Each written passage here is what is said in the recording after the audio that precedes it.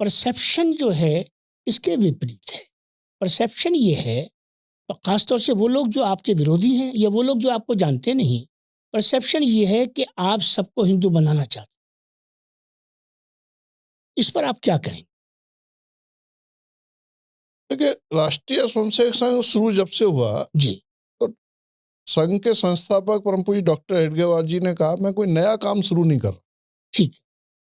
जो भारत का विचार है वही मेरा विचार है, वही संघ का विचार है। हम्म, हम्म, इसलिए स्वतंत्रता आंदोलन में भाग लिया लोगों ने, क्रांतिकारियों के साथ भी उन्होंने भाग लिया, स्वयं 2 बार जेल भी गए।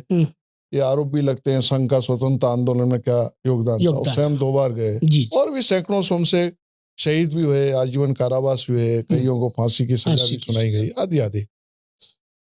संघ ने कभी अपना प्रचार ज्यादा किया नहीं जी। तो संघ ये मानता था कि भाई हम तो व्यक्ति में एक अच्छे गुण निर्माण करने का काम कर रहे हैं। किसी भी समाज और राष्ट्र के लिए जैसे व्यक्ति चाहिए, व्यक्ति में वो गुण होना चाहिए। तो ऐसे गुण निर्माण करने का काम संघ का है। तो निर्माण के काम की प्रचार की जरूरत नहीं है। तो प्रचार न होने के कारण कई लोग जानबूझकर और कई लोग शायद अनजाने में क्या है वो नया समझ काम नहीं क्या बन है, पाई, समझ नहीं पाए। कई लोग शायद जानबूझ के, उनके कोई स्वार्थ टकराते होंगे। हम तो किसी का विरोध करते नहीं। संघ में तो हम लोगों ने सीखा है, लोग हमारे विरोधी हो सकते हैं, हम किसी के विरोधी। ठीक है। तो सर्वेषां अवरोधेन, ये हम तो इस सूत्र को लेकर चलते हैं। जी जी जी। तो सबसे मिलते जुलते रहे। डॉक्टर हेडगेवार जी के समय भी सभी समाज के सब लोगों से संपर्क था। मुझे गुरु जी का भी संपर्क था। आपको मालूम है, कलकत्ता में जिलानी साहब से एक लंबी उनका इंटरव्यू हुआ है, जिसमें भारतीय कारण और इन सबकी बहुत स्पष्ट सारे विषयों पर बात हुई, बड़े विस्तार से बात हुई, काफी विस्तार से बात हुई है। वो समय के अच्छे पत्रकार थे।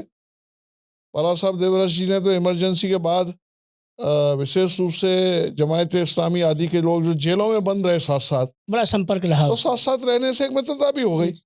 तो सबके साथ बाद में भी फॉलोअप के रूप में बैठे। लेकिन मैंने देखा जब जब बैठते हैं, थोड़ा अच्छी दिशा चलती है, तब तक कुछ लोगों को नहीं जचती, तो वो कुछ ना कुछ उसमें वो डाल देते हैं, तो वो फिर क्रम रुक जाता है। तो बाद में भी जो सरसंघ चले रहे, माननीय रज्जुया रहे, सुदर्शन जी ने तो आपको मालूम ही है कि सबके साथ बैठ के शुरुआत की।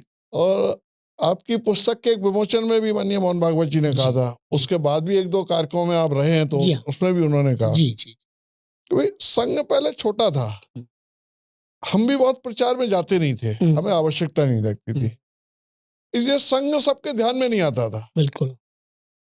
और विशेष रूप से कुछ राजनीतिज्ञों ने मान लिया कि संघ चूंकि हिंदू समाज का संगठन करता है, ये संघ को हम कुछ कहेंगे तो जो अपने को हिंदू नहीं मानता वो वर्ग प्रसन्न होगा, जिसको एक तुष्टीकरण शब्द भी बोला जाता है। ठीक। वो शब्द पर आज डिबेट की जरूरत नहीं है, लेकिन एक सब प्रचलन में आया है। तो मैं सोचता हूँ अकारण संघ का विरोध, किसी को प्रसन्न करने के लिए संघ का विरोध, शायद ऐसा तो नहीं हुआ। फिर भी हमने ज्यादा चिंता नहीं की। अब संघ का विस्तार भी काफी हुआ है। उसमें पिछले अनेक वर्षों में संघ के कार्यकर्ताओं ने भी मेहनत की। गुरुजी जन्म शताब्दी के बाद हम समाज में बहुत जगह गए, उसका भी परिणाम हुआ, कुछ कार्यक्रम भी ऐसे लिए।